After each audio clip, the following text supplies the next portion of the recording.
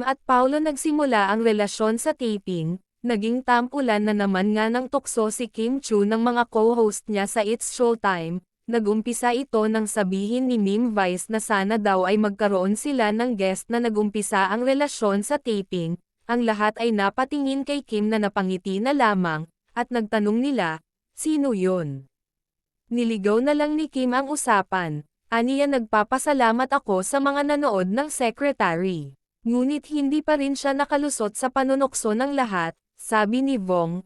Kim batiin mo nanonood siya ngayon, sinundan pa ni Jong ng dati ang nakakasama ni Kim Ampaw ngayon Kim Pao na, sa pagkakataong ito hindi na may pinta ang nararamdaman ni Kim Chu.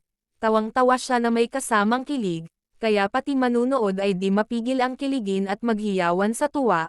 Marami tuloy ang napaisip sa mga netizens kung saang teleserye nagumpisa, kung salin lang daw ba o sa What's Wrong with Secretary Kim.